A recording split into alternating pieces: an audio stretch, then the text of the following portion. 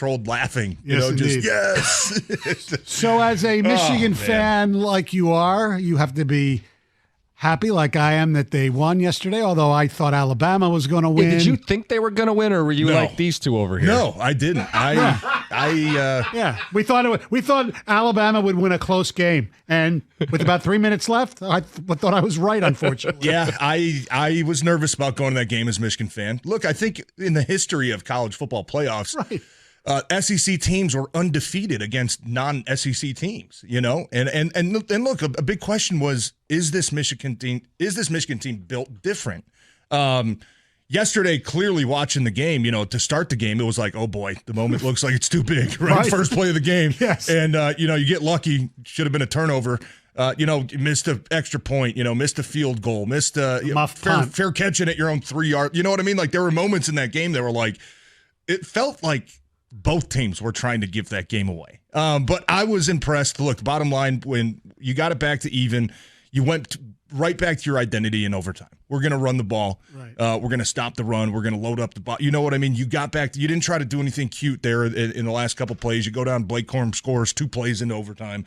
You leaned on what got you to that point the entire season. And Michigan's defense, I mean, it looks like they have this is the fastest defense I think I can remember Michigan having. Like, their closing speed, the linebackers, the defensive backs. Normally when you get SEC games, you can tell there's a little bit difference with the athleticism. Right. SEC teams just look faster. I thought Michigan, especially on defense yesterday, that was the best defense I think I've seen Michigan play in a long time. And it looked like they had guys that were just flying around the field, man. Like, it was impressive. And rotating guys in and out definitely helped. Yeah, and pressuring Jalen Milroe from the get-go. The Michigan's interior defensive line looked outstanding. Mason Graham and the other guys there.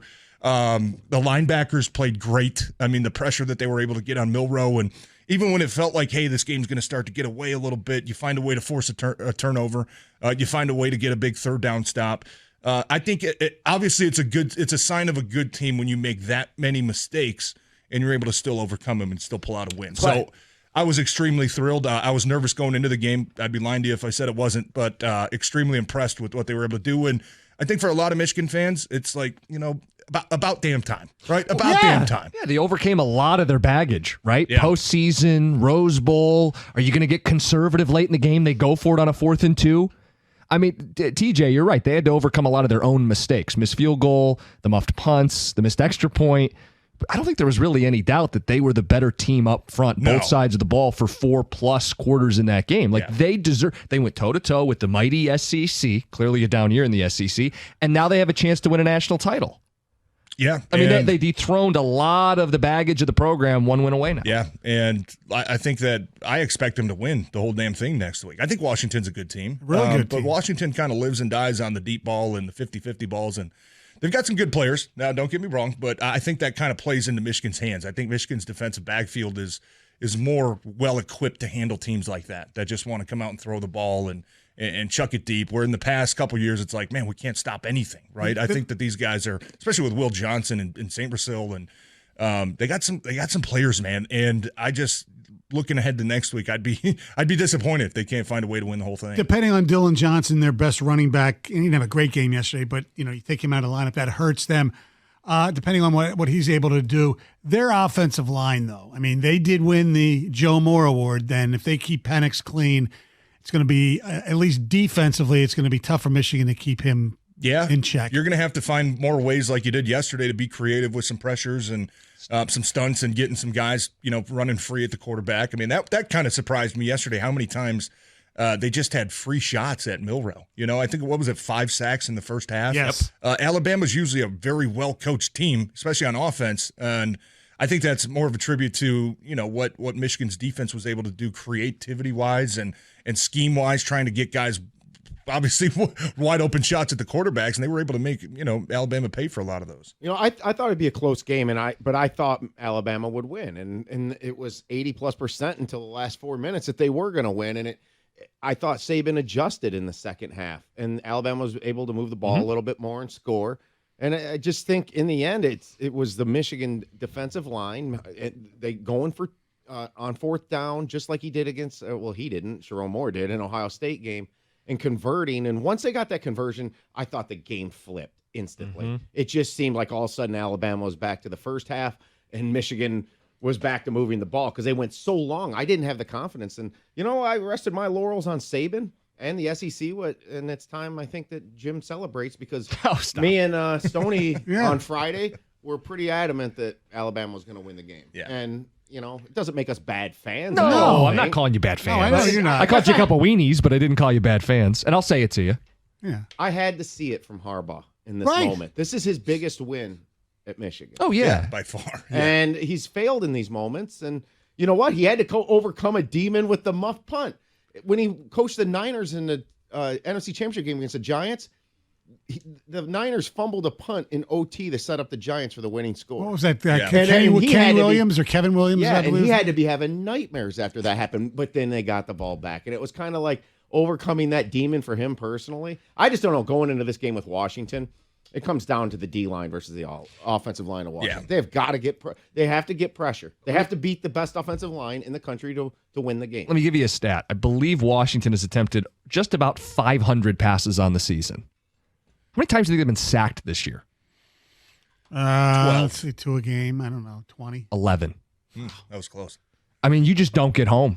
Yeah. They had some injuries in the interior. They've solidified the line. The tackles have been great all year. Like, if you don't hit Penix, NFL quarterback, I think this is a tougher matchup than Alabama. I know the spread doesn't indicate that, but this is a tougher matchup. Well, the spread's based upon the brand. I know. There's no doubt about it in my mind. Well, Washington's been just cast aside all season. Remember when they were heavy underdogs against Oregon in the Pac-12 title game? 10-point underdogs, I believe they're 8-0 in games decided by a touchdown or less, and DeBoer as a coach is 10-0 against ranked teams in his career. Like, all they do is win big games close. Right.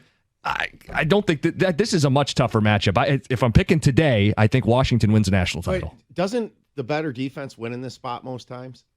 I mean, I could also argue that the transcendent quarterback typically guides his team to national titles, right? Is there any, and they are better than TCU, don't get me wrong. Is there any TCU effect of the way Washington played last night? They used the TCU playbook. We're the underdogs. Nobody believes in us. Nobody's believed in us all year long. Well, they'll do it again. again. They came out with a full month to prepare, and is there any just now they get exposed? I think their defense is better than TCU's, though. That's the difference. Yeah. Did you hear Harbaugh say yesterday that J.J.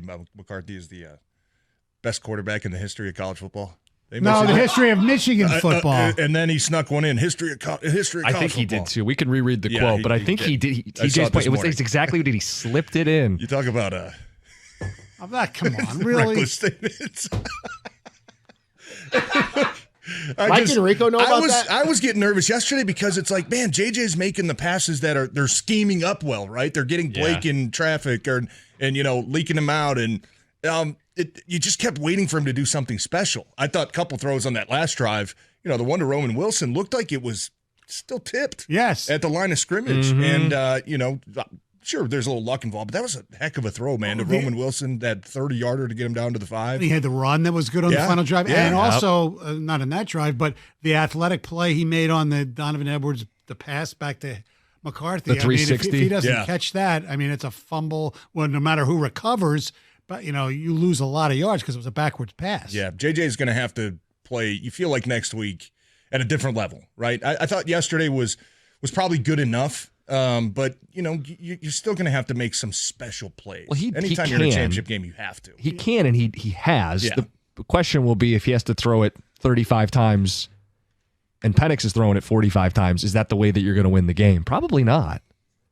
No, probably not. Yeah, but you're going to have to utilize his legs, I think, a little bit more. Well, to Stoney's point, they did on that final drive. Yeah, it was a big down the sideline, and everybody wanted the call for the late hit, but he picked up the first down.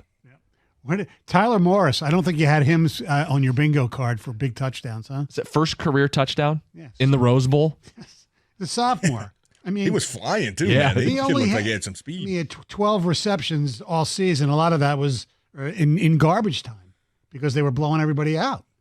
So that's good for the future because I believe they need some major speed as far as the receivers. They still don't have a dynamic passing game. And against Washington, well, I said their defense is a little better than TCU's.